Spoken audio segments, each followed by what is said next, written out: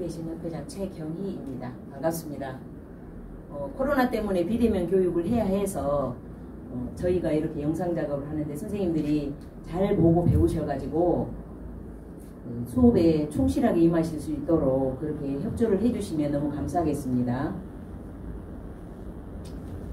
저는 늘 감사하는 마음으로 살아가고 있어요. 그래서 이래도 감사, 저래도 감사, 그럼에도 감사, 그럴수록 감사, 그것까지 감사하자는 그 인생 목표를 가지고 살아가고 있습니다. 그래서 감사할 조건이 많아진 것 같았어요. 자, 저를 소개하면 이렇습니다. 여러분들이 영상으로 한번 보시면 되겠고, 이런 일들을 제가 충분히 많이 하고 있습니다. 그래서 여러분들도 이번에 여러분들을 만나서 지도할 수 있는 그런 기회가 되었는데, 저를 아시는 분도 있겠지만 또 모르시는 분도 있으실 것이고, 그래서 이번 기회에도 이런 비대면 교육으로 좀 충실하게 새롭게 교육을 한번 해봤으면 괜찮을 것 같은 생각이 들어서 복지관과 저희가 열심히 준비를 했습니다. 자, 노인운동 부분에서 선생님들이 가장 알으셔야 할 문제들이 뭐냐면 노인에 대해서 잘 알으셔야 해요. 그래서 제가 간략하게 PPT로 준비를 좀 했어요. 여러분들이 알으셔야 할 이론적인 것을요. 그래서 어르신들에게서는 노화와 신체 활동의 개요가 있어요. 그래서 노화에 대한 정의는 잘 아시겠지만 생물학적으로 그 시간이 지남에 따라서 신체가 겪게 되는 육체적, 심리적, 사회적 변화를 포괄하는 개념을 노화에 대한 정의로 이렇게 표현을 합니다.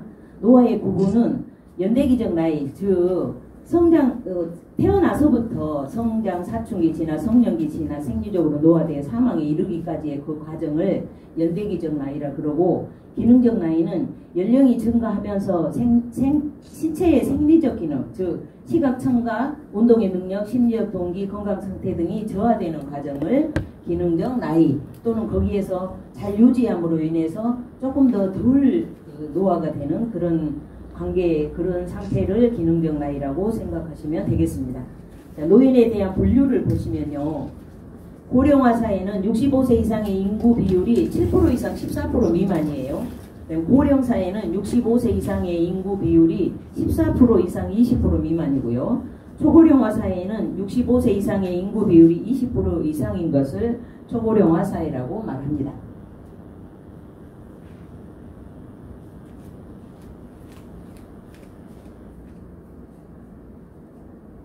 자, 노화의 분류를 볼게요. 보편적 노화를 보면 생리적으로 우리가 그냥 늙어감에 따라 나타나는 현상을 말해요. 대부분 사람들이 노화 상태를 말하며 신체 기능이 점진적으로 감소되어 신체적 손상, 질병, 신체 기능이 저하고 또 궁극적으로 신체 장애와 사망에 이르기까지의 노화 과정을 보편적 노화라고 그래요. 병적 노화는 뭐냐면 특정 질병으로 인해서 또는 유전적으로 인해서 어느 부분이 취약하여져서 신체 장애와 죽음으로 유도하는 부정적인 또는 생활 습관, 또 예를 들자면 나쁜 음식 섭취, 과식, 빨리 먹기, 많이 먹기, 흡연, 과도한 음주 이런 것들로 인해서 병적인 노화가 일어나서 이제 사람들이 점점 노화로 가는 과정을 병적 노화라고 그러고요. 성공적 노화는 수명이나 생존을 의배하기보다는 노년의 삶에 활기를 추가하고 삶으로부터 만족을 얻는다는 것과 장수, 건강한 신체, 삶의 만족을 포함하는 것, 즉 성공적 노화 열쇠는 긍정적인 신체적, 사회적, 정신적, 정서적, 영적 활동을 우리들의 일상생활에서 활발하게 해서 그거를 통합적으로 이끄는 것을 성공적 노화라고 말합니다. 자, 노화에 따른 신체적, 심리적, 사회적 변화를 한번 살펴볼게요. 노화에 따르는 주요 신체적 변화는 신체적으로는 이렇게 여러 가지가 있어요. 근육의 위축, 신장의 감소, 주름의 증가, 관절과 발바닥의 변형, 어깨 넓이 감소, 골반 직경 증가, 체지방 증가와 재분포, 유연성, 민첩성, 속도, 그 다음에 평행성 저하, 대뇌와 신경세포 감소로 인지기능 저하가 되는 것이 신체적 변화에서 나타나는 것이고요. 또는 사회적 변화에서는 사회적 지위와 권위의 하락, 즉 직장에서 그만두어서 자기 지위가 타락했다든가 권위가 떨어졌다든가 이런 부분들, 그 다음에 이웃 친구나 부부관계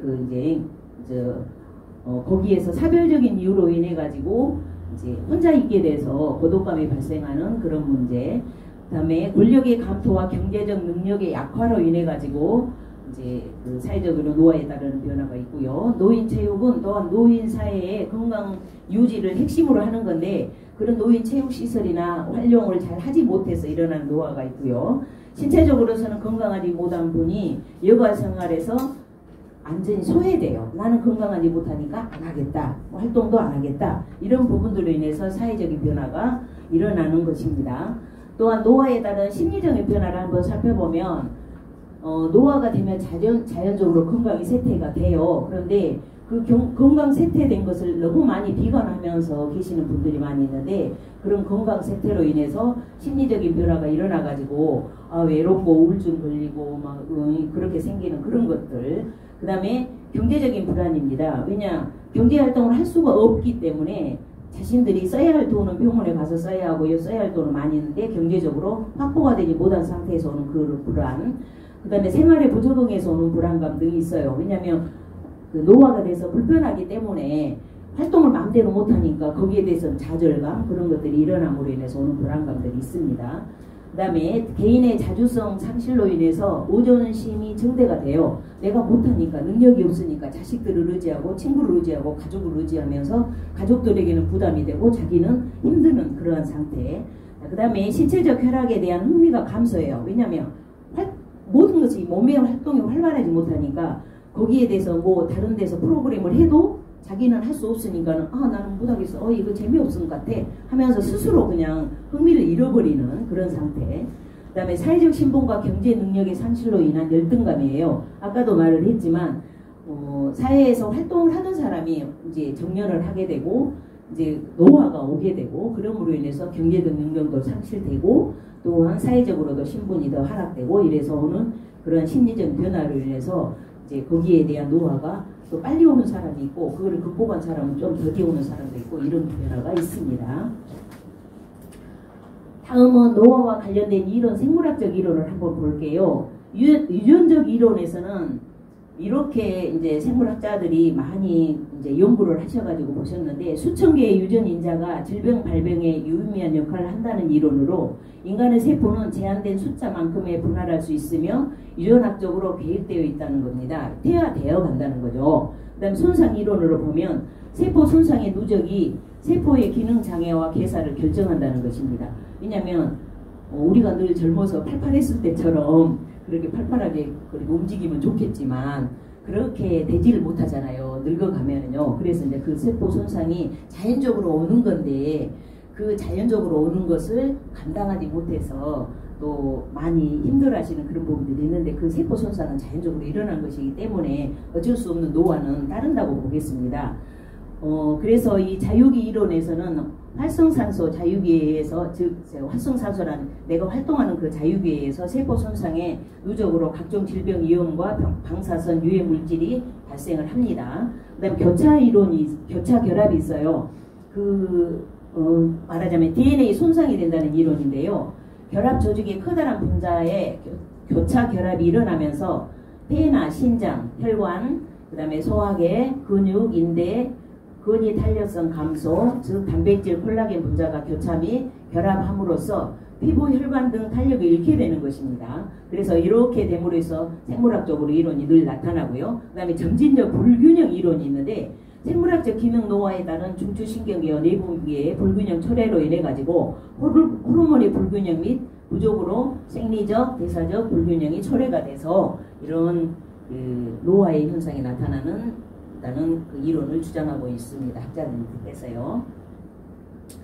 다음은 노화에 따른 이론으로 심리학적 이론을 보겠습니다. 그래 메슬로우가 인간의 요구 5단계에서 우리가 잘 이제 젊어서 많이 배웠죠. 학교 다닐 때 5단계가 있는데 첫째 생리적 욕구, 안전의 욕구, 사회적 욕구, 존경의 욕구, 자아 실현의 욕구가 모든 인간에게는 다 있다는 겁니다. 그 있는 그것들을 어떻게 이제 그 심리학적으로 잘 극복이 가느냐에 따라서 이제 노화가 좀 더딘 사람이 있고 또 더 빨리 간 사람이 있고 그러겠죠. 자, 기본 욕구 충족은 성공적 노화의 기본 조건이 됩니다. 그래서 우리가 하고 있는 의식주 그 기본 욕구 충족은 어쩔 수 없이 필요한 것이에요. 우리가 살아있는 동안에 필요한 것이기 때문에 그게 이제 충족이 된 사람은 성공적 욕구로 이렇게 조금씩 이제 그렇게 밝게 살아가시는 분이 있고, 그것이 조금 부족하신 부분들은 그 부족한 부분에 대해서 조금 괴로워하시고 힘들어하시는 분들이 있는 것 같습니다.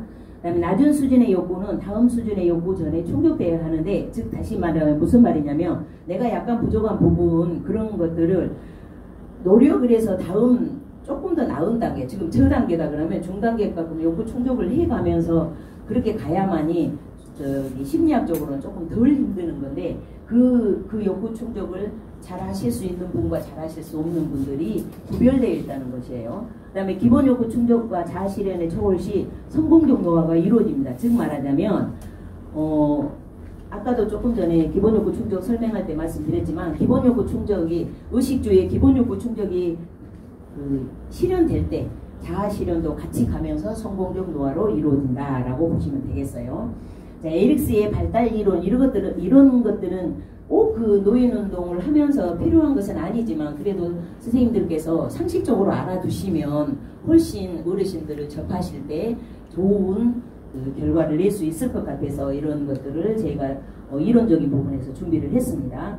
에릭슨의 인간 발달 이론에서는 인간의 발달을 8단계로 나누었어요. 에릭슨은. 그래서 각 단계별로 극복해야 할 심리 사회적 위기 발달 과업을 제시하셨는데, 각 단계에서 위기를 잘 극복하려면 긍정적 성격 발달을 이루고, 그렇지 못하면 부정적 성격 발달을 이룬다고 봅니다. 자, 1단계에서는 신뢰대 불신 단계인데 영악이에요. 그래서 0세에서 1세 그 사이에 이제 그 관계가 잘 이루어지면 좋은 결과로는 긍정적인 결과가 나올 때는 신뢰성이 강한 사람이 되고, 부정적인 결과로서는 의심하고 불신하고 불평하는 그런 사람이 되고요. 2단계에서 자율성 대 수치심 회의 단계가 있는데요. 1세에서 3세까지예요. 그래서 이 2단계를 잘 극복한 사람은 독자적인 수행 능력으로 자신감이 생겨서 활발하게 모든 인간관계나 사회활동을 잘할 수 있는 것이 되고요. 3단계에서 주도성과 죄책감 단계가 있는데 유학이에요. 이는 3세에서 5세. 유아가 새로운 것을 시도하고 무엇에 대해서 용기를 내보고 이제 비판의 그런 두려움을 없이 가는 것이 긍정적이로 보고, 그 다음에 이 단계에서는 늘 꾸지람을 듣거나 지적을 당하거나 그러면 이게 용기가 없어지고 두려움하고 또 뭐라 할 것 같아, 부정 들을 것 같아, 이렇게 되면서 이제 주도성이 없는 사람으로 성장을 하게 됩니다. 자, 4단계에서 영양대 열등감 단계가 있어요. 이건 아동인데요. 6세에서 12세 사이입니다. 그래서 자기 수행 시 자부심과 열등감을 가장 많이 나타나는 시기인데, 여기에 작은 격려, 칭찬 이런 것들이 그 아이가 성장하면서 사람이 이제 성장해가면서 이제 자부심과 열등감을 무시하고 자부심을 가지고 이제 긍정적인 사고 방식으로 이제 성장한다는 것이고요. 이제 5단계에서 보면 정체성 대 역할 혼돈 단계가 있어요. 이건 청소년이죠. 사춘기. 그래서 13세, 18세인데 이제 긍정적으로 성장하는 사람은 정체성을 갖고 자기가 자기주도적으로 자기 일을 잘 해나가고, 부정적인 사람은 이제 독자성을 잃어버려요. 그리고 부정적 독자성을 가지고 늘 비판하고 불평하고 원망하고 투정 부리는 그런 단계로 성장을 하게 됩니다. 6단계에서 보면 친분 대 고독 단계가 있어요. 이거는 청년기인데요. 이제 성인 초기 단계라고 볼 수가 있겠죠. 그래서 이때에 원만한 친분 관계를 잘 가지고 있으면은 친밀한 대인 관계 형성의 계기가 되겠고, 그렇지 못하면은 늘 혼자 외롭게 있는 그런 사람이 돼요. 그래서 이제 나이가 많이 들어가서도 사회생활을 잘 못하게 되는 그런 관계가 됩니다. 그래서 이런 성인 초기 단계에서 사회생활을 잘 할 수 있도록 해주는 것들은 1단계, 2단계, 3단계, 4단계 거쳐오는 과정 속에서 늘 격려와 여러 가지 도움과 사랑과 이런 것들을 많이 받은 사람은 올바로 성장을 하고, 그렇지 못한 사람은 조금 이제 부정적으로 성장한다고 볼 수가 있겠습니다. 7단계에서 보면 생산성 대 절망의 단계가 있는데, 이거는 이제 중년기예요. 그래서 이제 어떤 내가 직장을 가지고서 일을 통한 그 생산성, 그래서 이제 그것이 잘 되면, 성취가 잘 되면 긍정적으로 되고, 또 이게 뭘 했는데 잘 안 되는 사람이 있잖아요. 잘 안 되는 경우도 있는데, 그럴 경우에는 부정적으로 이제 그 변화가 일어나게 되겠습니다. 그다음에 8단계에서는 자아통합 때 절망의 단계가 있어요. 이제 노년기입니다. 우리가 지금 하고 있는 노인운동 지도사에서 이게 그 노년기 이 부분이 굉장히 많이 필요한데요. 이제 이 노년기에 잘 적응을 하시는 분들은 물론 앞에 단계에서 차차차차 오는 단계에서 성장한 사람은 큰 문제가 없는데 그렇지 못했을지라도 이 노년기에 이제 좀 더 자기를 좀 이렇게 성찰을 하면서 이렇게 가다 보면 이제 삶의 만족을 느끼고 죽음도 위험 있게 말하자면 긍정적으로 받아들이면 사람은 한번 태어나면 죽는다 이걸 긍정적으로 받아들이면서 이제 행복하게 이제 노후를 맞이하고 죽음도 노후를 그렇게 행복하게 맞이해요. 그런데 그 부정적인 그 측면으로 보시는 분들은 왜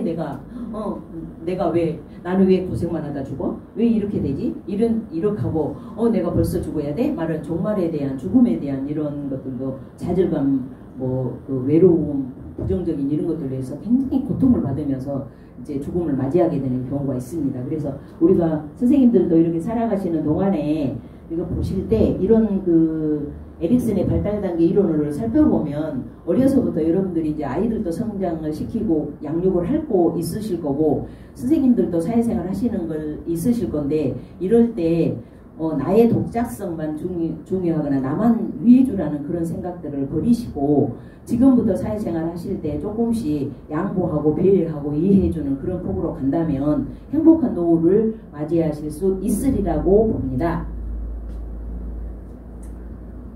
노화와 관련된 이론 중에서 심리학적 이론으로도 말씀해 주시는 이제 학자님이 계신데 발테스의 보상을 수반한 선택적 적정화 이론이 있어요. 그래서 성공적 노화를 비롯한 인간의 전생의 발달이 선택이 되는데 이게 이제 적정화, 보상 세 가지 이런 것들이 잘 세련되게 이루어지는 그 과정을 성공적 노화를 이루는 심리학적 이론으로 볼 수 있습니다. 그래서 선택에서 보면 연령의 증가와 함께 기능의 감퇴가 일어나며 개인이 수행할 수 있는 활동의 양, 질, 종류를 선택하여서 수행을 하고요. 또 적정화는 어떤 것이냐면 다양한 수단과 방법으로 개인이 선택한 목표와 영역 수행을 극대화해 갈 때에 최고의 극치를 달해서 이제 성공적 노화를 이룰 수 있다는 것이고 그 다음에 보상에서 보면 생물학적, 사회적, 인지적 기능의 손실이 일어났을 때 특정 학습 행동이나 다른 방법으로 발달적 쇠퇴를 보상하기 위해 사용하는 전략의 의미입니다. 그래서 뭐를 말하자면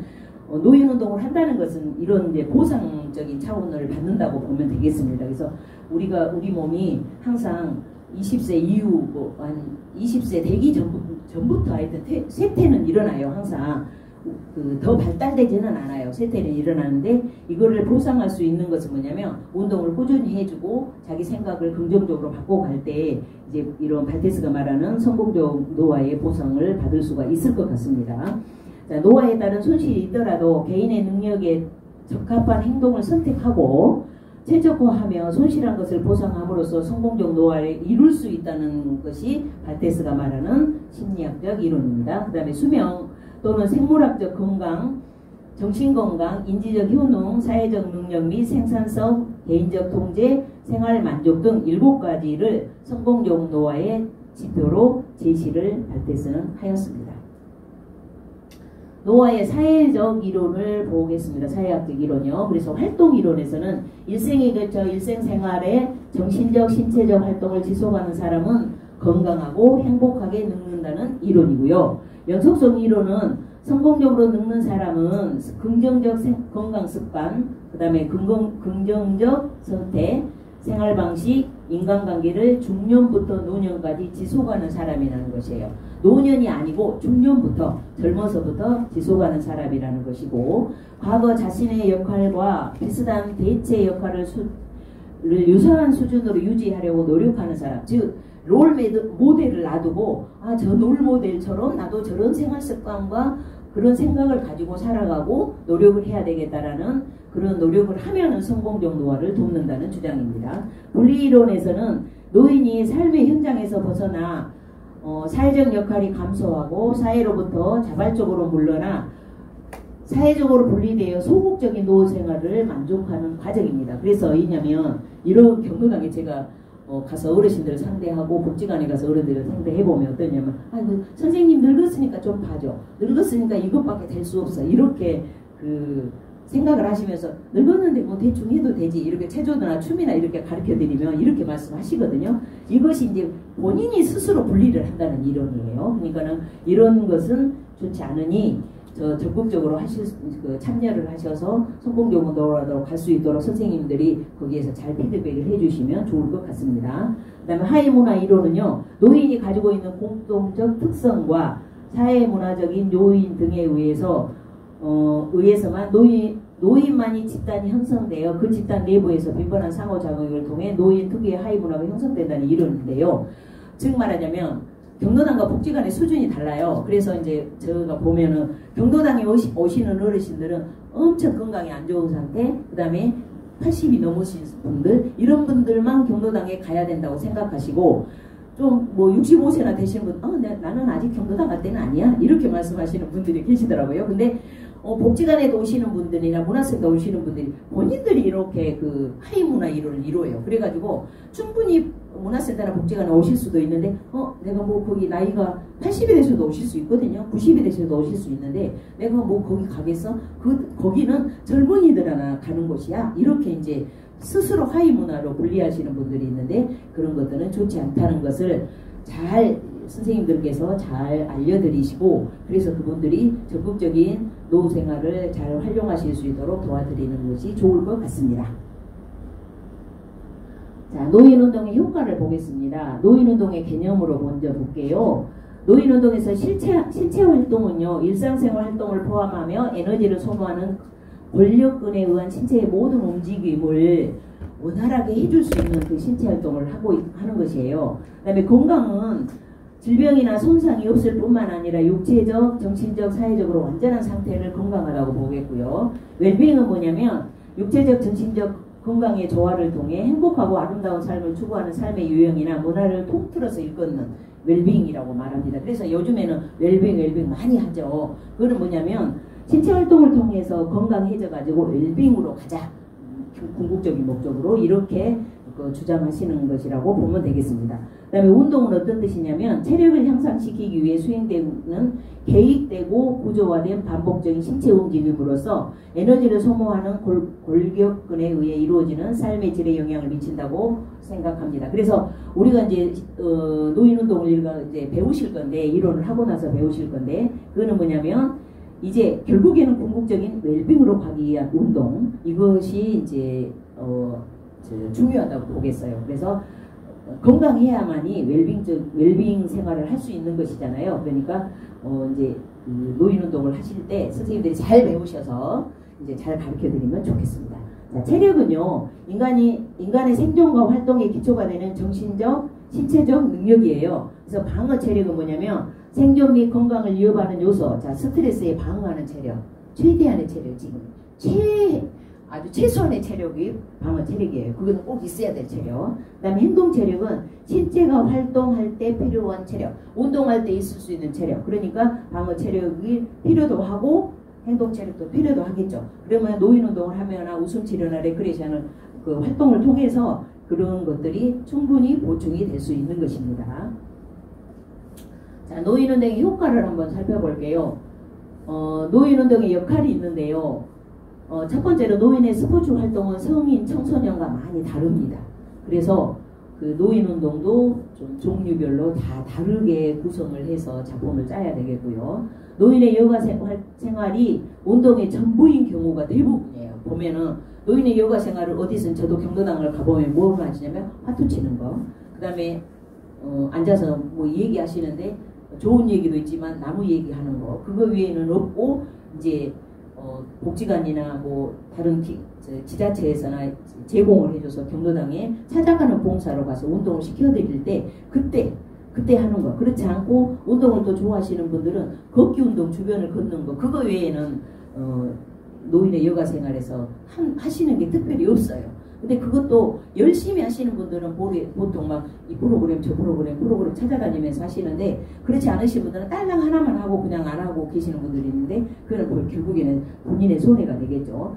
노인은 신체 활동으로 삶의 보람을 가져요. 말하자면 신체 활동을 통해서 자기가 건강하다는 거. 즉 어떠신 분들은 30분 걷고 나서는 아이고 못하겠어 죽겠네 그러고 앉아있으신 분들이 있고, 어쩐 분들은 2시간을 돌아 1시간 돌고 또 돌고 막 2시간 도신 분들이 있어요. 그러나 어르신들은 1시간 정도만 걷기 운동을 하시면 좋겠고, 이제 노인 운동이 실시되는 곳에서 그곳에서 1시간 정도 운동을 해드리면 그는 복합 운동으로 가기 때문에 그런 운동에 참여하면은 좋은 그 신체 활동이 될 수 있을 것이라 봅니다. 그 다음에 생활의 활력소가 될 수 있어요. 노인 운동이. 그 다음에 육체적인 정신적으로 매우 중요해요. 왜냐하면 음악과 함께 운동을 하기 때문에 이 노인 운동은요 엄청 중요한 역할을 해요. 저도 봐보면 그냥 처음 시작할 때하고 끝날 때 분위기가 완전 다르거든요. 180도 달라요. 처음에 시작할 때는 우울하게 축 처져 있으신 분들이 노인 운동을 하고 나서는 웃고 표정도 밝아지시고 얼굴 혈색도 좋아지시고 그런 것을 봅니다. 그래서 아주 중요합니다.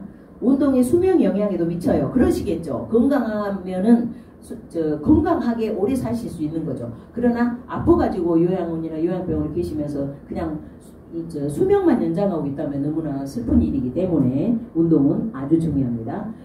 그 다음에 노인의 체력 증진은 사망률 감소에 중요한 역할을 해요. 이것도 마찬가지로 다 이해되시죠? 무조건 건강하시면은 충분히 건강하게 오래 사시기 때문에 수면 연장과도 이제 연관이 되고 사망률 감소에도 충분한 중요한 역할을 할 수 있다고 봅니다. 노인 운동의 효과를 보겠습니다. 운동의 종류에 따른 효과가 있어요. 자, 유산소 운동은 지구력 운동인데요. 이제 어떤 것들이냐면 빠르게 걷기, 조깅, 자전거 타기, 댄스, 수영 이렇게 가볍게 하는 이제 신체적인 운동이에요. 그래서 숨이 조금 가빠져서 숨이 좀 차네 하는 이렇게 할 수 있는 그런 운동을 말하고, 이런 것은 적어도 주 3, 4회에 1회에 여기는 10분 이상 중강도로 한다 했는데 30분 이상 저강도를 하셔도 괜찮습니다. 심장이 빨라지지 않은 효과가 있어서 심혈관을 튼튼하게 하고 당뇨병과 비만을 예방합니다. 근력 강화 운동이 있는데 덤벨 들기, 탄력 밴드 운동, 계단 오르기, 요가 등 근육을 많이 움직이는 운동인데 이거는 근육의 노화를 예방하고 약화된 근육을 회복시키는 데 중요한 역할을 하고요. 적어도 주 2회 이상은 운동을 수행하면서 치료나 재활 목적으로 많이 하고 있습니다. 그래서 근육의 노화 예방하고 약화된 근육을 회복시킵니다. 유연성 운동이 있는데 스트레칭처럼 모든 관절들을 가능한 모든 방향으로 움직여 펴주는 운동인데요. 이것이 할 수 있을 만큼 조금 힘드네 할 수 있을 만큼만 움직이게 하는 것입니다. 그래서 관절의 유연성을 회복하고 인대가 퇴화되고 경직되는 것을 막아주고요. 각 근육별 스트레칭은 15초에서 한 60초 정도 그렇게 길게 조금 해주면서 유연성을 길러주는 것이 좋은 것입니다. 그래서 관절의 유연성이 회복되어야 인대 퇴화를 막고 경직되는 것을 막을 수가 있는 것입니다. 평행성 운동입니다. 뒤로 걷기, 발끝으로 걷기, 앉았다 일어서기 등을 할 때 균형을 잡는 운동인데요. 이제 주 2, 3회 하루에 2, 30분씩 이상을 운동을 수행을 하면 평행성 운동을 통해서 균형 감각을 일으키고 잘 넘어지거나 하는 그런 것들을 통해서 낙상 예방을 할 수 있는 그런 좋은 운동이 될 수 있습니다. 노인 운동의 효과를 보면 노인 운동 종류에 따른 효과가 있어요. 신체적 효과는 조기 사망률을 감소하고 건강 체중 유지를 하고 면역력 강화를 시키고 뼈 조직 노화 지연을 시키고 생활 기능 향상을 시키고 인지 능력 향상을 시키고요. 심리적 효과에서는 스트레스와 불안을 감소를 해요. 그래서 노래 부르면서 운동을 하기 때문에 그리고 운동에 따라서 집중을 하기 때문에 스트레스를 없어지고 불안도 감소가 됩니다. 전반적인 삶의 만족으로 삶의 질 향상이 되겠고요. 신체 활동을 참가하는 사람들은 심리적으로 웰빙, 자아 통찰력이 높아집니다. 그래서 운동은 노인의 정신 건강에 긍정적인 영향으로 우울증이 해소도 되고 애로움도 해방되는 그리고 또 예방을 할 수 있는 것입니다. 사회적 주의 효과는 보면 사회적 통합의 향상에 노인의 사회 참여에 운동은 중요한 역할을 해요. 어디 가서 그 사회적 활동을 할 줄을 잘 몰라요. 경로당에 앉아서 그냥 핫도나 치고 있는 걸 제가 경로당을 돌아보면 상당히 많이 있는데 운동을 함으로 인해서 그 핫도를 치더라도 딱 친한 사람끼리만 치거든요. 몇몇 나 친한 사람 그룹들만. 그런데 운동을 할 때는 선생님들이 뭐 짝꿍을 바꿔주기도 하고 이렇게 여러 가지 참여를 하면서 잘한 사람 못한 사람 웃기도 하고 막 그렇게 하니까 훨씬 사회적 통합의 형상을 이룰 수가 있겠고, 운동 그룹을 통해서 새로운 친구 관계가 형성되고요. 운동 참여를 통해서 사회문화적 네트워크가 확장이 되면서 또한 그 새로운 운동 습득을 해요. 그렇기 때문에 머리를 쓰게 돼서 치매 예방도 될 수 있겠고 또 세대 간의 연결 기회가 돼요. 왜냐하면 어디 이제 외국 그 프로그램을 보니까 유치원과 경로당을 요양원을 같이 연결을 해가지고 한 곳에 한쪽에는 유치원 한쪽에는 요양원 이렇게 두시고 같이 그분들이 할머니 할아버지와 같이 놀게끔 그렇게 하시더라고요. 그러니까 할머니 할아버지도 좋아라 가시고 얘들도 할머니들과 그 할아버지들과 같이 놀면서 거기에 대한 세대 간의 교체를 이게 좀 막을 수 있는 그런 기회가 돼서 제가 보면서 저거는 노인들과 어린이들에게 상당히 좋은 그 기회가 되겠다, 좋은 일이다라고 생각을 하고 우리나라에서 저런 제도를 도입을 하면 좋겠다라는 생각을 해봤습니다. 자, 노인운동 프로그램의 설계를 한번 볼게요. 이제 여러분들이 하실 것은 지금까지 배운 것을 제가 다 그 노인운동 쪽에서 포함을 시켜놨어요. 오순치료나 그 다음에 그 레크레이션 부분에서 충분히 경로당이나 이제 복지관이나 그런 데서 어르신들이 계시는 곳에서 할 수 있는 프로그램을 이렇게 쭉 구성을 해서 이제 여러분들에게 이제 알려드리려고 하는데 노인운동 프로그램을 그 설계를 할 때는요.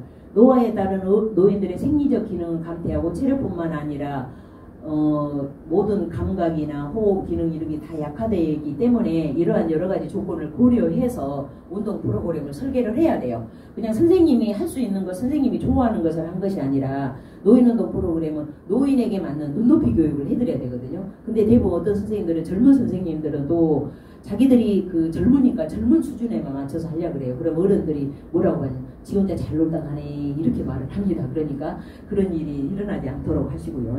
자, 그래서 운동의 빈도는 뭐냐면 일주일 동안 실행하는 운동 횟수로 개인의 건강과 체력 수준, 운동 경험 등에 따라서 결정을 하는데 그 빈도는 너무 이게 힘들게 하는 그런 것들은 하면 안 돼요. 그 다음에 운동 강도는요. 운동하는 동안에 신체에 부여되는 생리적 스트레스 또는 과부하의 정도로 심폐기능에 과도한 부담이 되지 않는 범위 내에서 강도가 돼야 돼요. 그래서 지금은 보건복지부나 그 문체부에서 권장하는 게 뭐냐면 저강도 운동에서 시작해서 중강도는 조금만 해라. 그래서 저강도 운동을 해도 노인들에게는 충분한 운동이 될 수 있다라고 해요. 왜냐하면 저강도 운동으로 1시간을 하면 중강도 운동 정도 30분 한 것하고 같은 그것이 되거든요. 그래서 저도 지금 한 15년의 경력을 현장에서 뛰면서 있고 있는데 그 어르신들이 1시간 운동을 시키면 땀이 나고 숨도 조금 약간 차면서 그렇게 힘드네? 그러면 이제 세웠다 앉혔다 세웠다 앉혔다 자시겠다 입시겠다 이렇게 섞어서 지금 제가 운동을 지금 실시해드리고 있습니다. 자, 운동 시간은 대부분 여기 보면은 한 2-30 강한 운동은 한 2-30분 조금 가벼운 운동 3-40분 1시간까지도 괜찮더라고요. 그래서 또 너무 강한 운동은 어른들에게 권하고 싶지를 않아요. 저는 권하지 않아요. 그래서 보통 3-40분 그 다음에 중강도가 조금 들어가면 1시간 정도까지 섞어서 이렇게 해주시면 가장 괜찮겠다라고 생각을 합니다. 운동의 종류는 어른들에게는 유산소 운동과 저항 운동, 유연성 운동, 근력 운동, 근지구력 운동, 평행성 운동 등이 많이 포함이 됩니다. 꼭 이런 것들은 골고루 운동을 시켜드려야만이 하지 저는 늘 교육을 하면서 운동에 편식을 하지 말아라 라고 얘기를 해요. 그래서 나는 요가만 좋아하니까 요가에는 물론 다 포함되지만 거기에서는 또 다른 춤이나 댄스에서 필요한 그런 운동들은 또 빠져 있거든요. 그래서 편식이 되지 않도록 골고루 운동을 시켜드리는 것이 좋을 것 같습니다. 자, 노인에게 필요한 운동의 원리를 한번 볼게요. 기능 관련성에서는 일상생활에서 수행하는 동작들을 이제 가능하게 하고 활동에 좋은 초점을 두고요. 특정성에서는 운동의 유형과 관계된 근육이 오타가 났어요. 관계된 근육에만 특별히 적용된다는 원리고 난이도는 개인의 고유 능력이요. 왜냐하면 어떤 분들은 마음대로 설 수가 있는데 어떤 분들은 설 수 없는 분들 이런 것들을 하고 또 인지가 떨어지신 분 더 나으신 분이 있는데 이런 것들을 잘 파악을 해가지고 그 난이도를 설정을 해야 돼요. 그 다음에 수영은요 자신의 능력에 최대한 맞게 운동을 수행하며 무리하게 통증 유발을 범위를 자제한다는 특정성인데요. 뭐냐면 이 수영은 그 어르신들이 늘 하실 수 있는 만큼 하세요. 너무 힘들게 말고요. 그렇다고 너무 쉽게 말고 저는 이렇게 말씀드립니다. 그래서 쉽게 하려고 하시는 분들은 조금 힘들면 나 안에 힘들어 못하겠어 이렇게 얘기하시거든요. 근데 그것은 본인이 더 발전할 수 있는 기회가 되지를 않아요. 그러니까 그걸 해도 어머니 조금만 더 해보게 이렇게 이제 권하면서 차츰차츰 운동량을 늘려가실 수 있도록 선생님들이 잘 리더를 하시면 좋은 그 기회가 될 수 있을 것 같습니다. 자, 노인운동 실시에 따르는 주의사항이 있어요. 운동은 천천히 시작하고 여유 있게 진행을 해야 됩니다. 그래서 그래야만이 그 무리가 없어요. 안전사고가 안 일어나야 되겠죠. 무엇보다도 운동은 좋은 건데 너무 과하게 하다 보면 안전사고가 일어나면 이제 그 어르신들이 다쳐서 입원한다는 그런 경우도 몇 번 들었어요. 1년에 한두 번씩은 또 나오더라고요. 그러니까 그렇게 하지 말고 되도록이면 이제 천천히 준비운동부터 천천히 시작해서 여유 있게, 그다음에 힘들어하시면 앉았다 조금 또 이제 편안해 하시면 세워서 이렇게 이제 진행하면 되겠고요. 준비운동과 정리운동은 충분히 실시를 하셔야 됩니다. 그래야만 그 사고가 일어나질 않아요. 심하게 근육을 긴장시키거나 경쟁적인 운동은 피합니다. 저 사람은 잘하는데 어머니도 저렇게 해봐. 비교를 절대 하시지 말고 그 수준이 다르기 때문에 다 거기에 맞게서 그냥 하시고, 할 수 있는 안 되면 그만하시고 할 수 있으면 해보시고 이렇게 권하세요.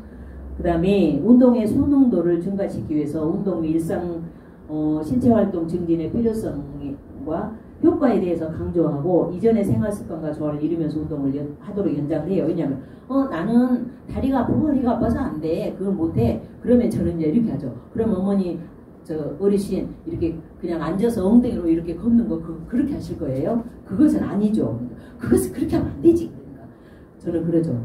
걸으셔서 화장실 가시고 내 손으로 식사하시다가 그 가셔야 할 곳에 가시는 게 낫겠죠? 이렇게 말하면 그래야지 그것이 참 복이지. 이제 이렇게 얘기를 하시면서 웃으시거든요. 그러니까 하셔야 된다고 이렇게 저는 이제 권을 합니다.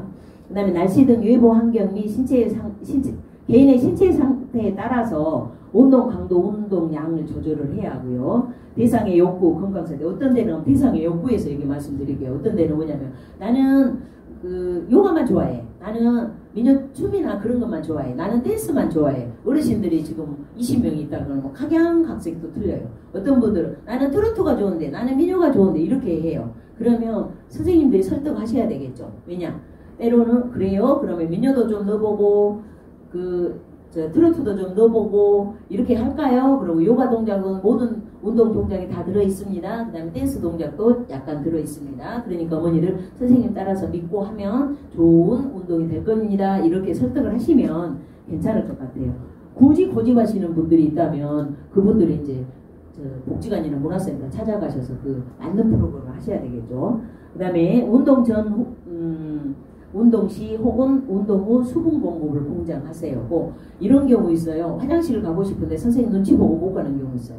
그러니까 미리서 운동을 시작하실 쯤에 화장실 미리 갔다 오시고 저는 가서 그래요. 한 15분 전에 도착해서 제가 가면은 막 화장실 가고 있거든요. 그 어르신들이 그러면 얼른 화장실 갔다 오시오. 이제 이렇게 하고 또 그 다음에 물 안 잤어서 물 한 모금 수요 하시고 하다가도 목마르시면 물 마시러 가셔도 됩니다. 이렇게 터놓으세요. 넓게 터놔. 그래야지 선생님 눈치 보다가 이렇게 입맛 다시고 계신 분들이 있어요. 그럼 저는 보면서 하다가 얼른 좀 물 좀 갖다 드리라고 이렇게 얘기를 하거든요. 그러니까 선생님들도 좀 그렇게 하시면 괜찮을 것 같습니다. 필요하지 않는 범위 내에서 팔과 다리를 많이 사용해 주시라는 겁니다.